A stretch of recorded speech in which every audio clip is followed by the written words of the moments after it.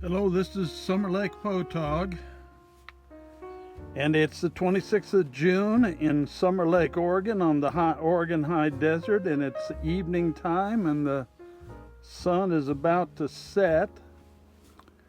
And thunderstorms that came in last night. Well, now we're actually getting some real rain. I don't know if that's very good for the people that have hay down, but it's nice to have the rain after you get all the lightning and thunder and wind blowing. To actually get some rain, you can actually smell the rain, which I haven't smelled rain in a long time, so that's a pretty good deal.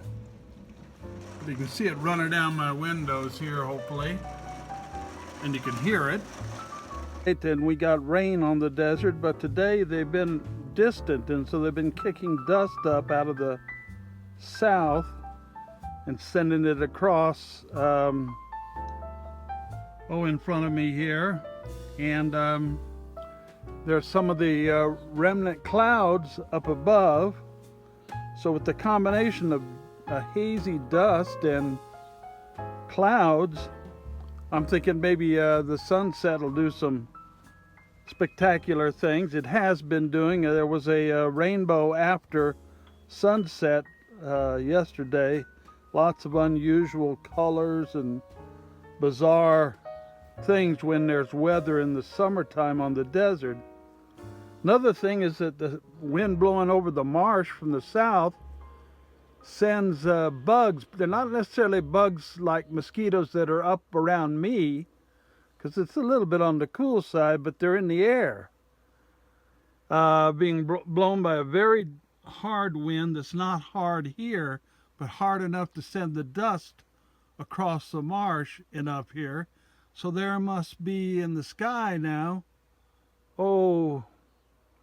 maybe they're hard to see because they're always moving to different areas, but maybe 10, 11 nighthawks just having a blast in the air there, catching bugs that have come with the wind.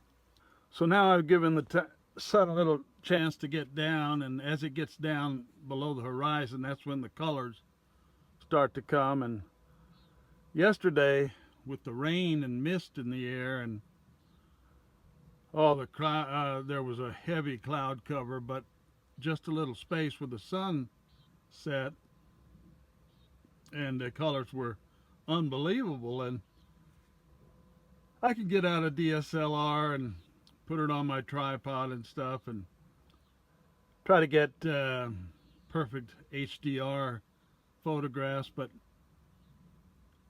I already got my tripod in the back of my truck with my long lens attached to my camera and ready to go for early in the morning. And I like taking pictures of the iPhone, and I use Vivid HDR, and sometimes it can get a little halos and chromatic aberration and different things in it, and that's not good. But it's so handy. It's kind of fun to just have your camera always with you to take pictures and even videos like this to chronicle what you're doing. It's so that the moment's not lost. And I mentioned earlier that the dragonflies like to pick up the bugs in the evening, especially if it blows off the marsh, and they've been drifting by here, and it's so pleasant to listen to the nighthawks and see them soaring through the sky. Unfortunately, it's probably not easy to see with the iPhone. But as it gets darker, the color gets more spectacular, and every sunset's different, different light. But I'll pan a little bit. And boy, yesterday there was some rainbow, and I forgot to use the pano on the rainbow. That's always good to do, to use the pano. But I'm just panning the video here. So, and there is a sliver moon up there, but hard to see. Just being quiet for a moment to see if you can hear the nighthawks.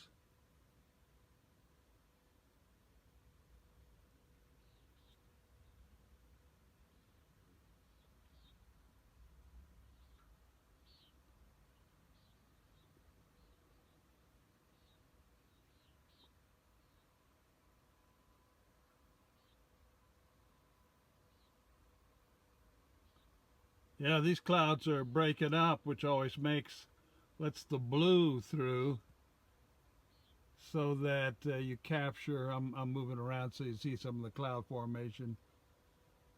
So you can capture the blue spaces and the shapes of the clouds. That always makes for good landscape photography.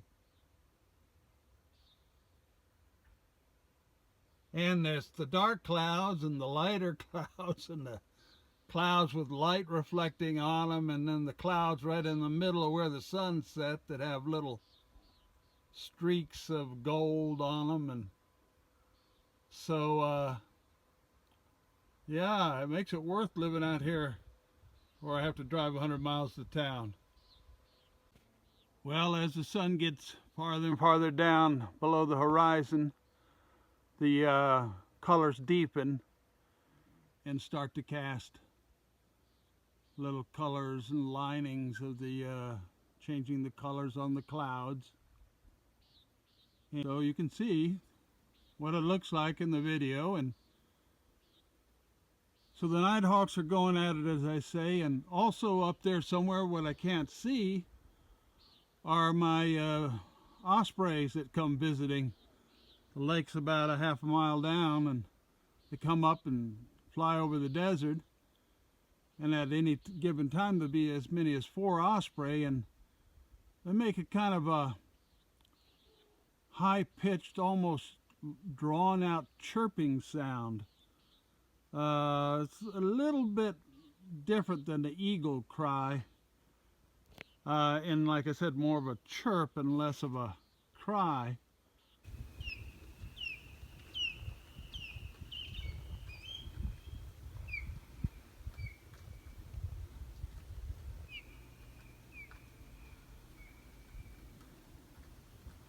But 2 birds in the sky making sounds are osprey and nighthawks, common nighthawk they call it.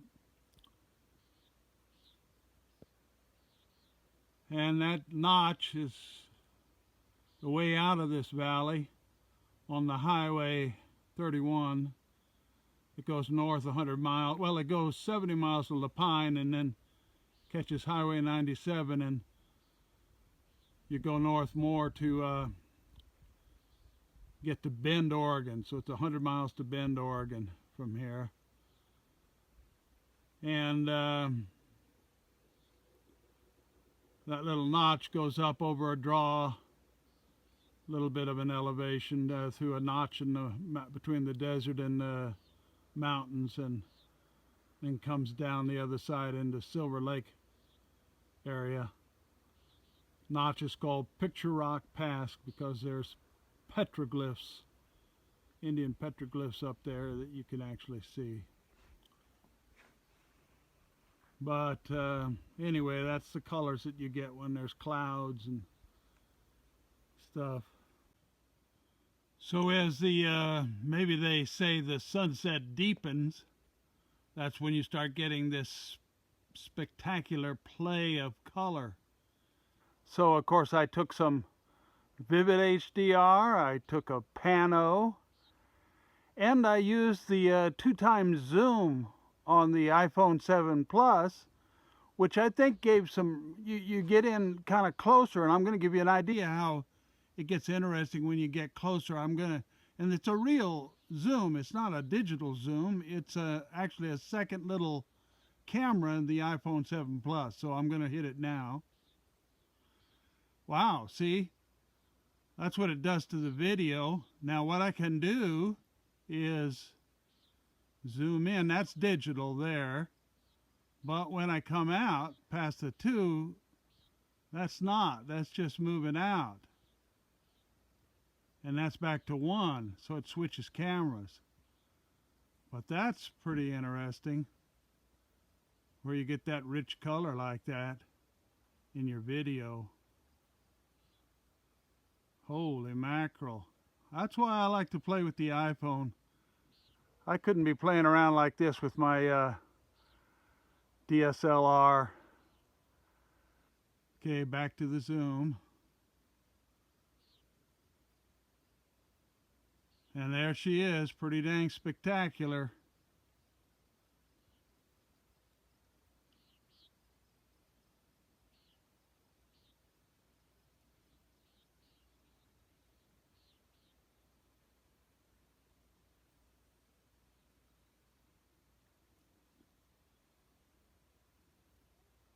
All done with the iPhone.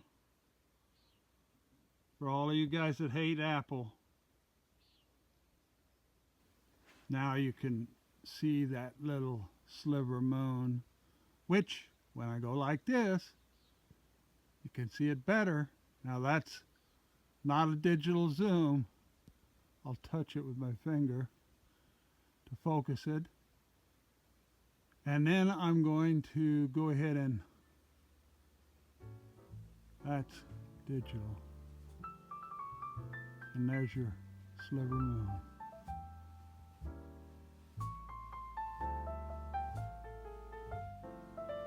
And a little bit later, and you might see the evening star.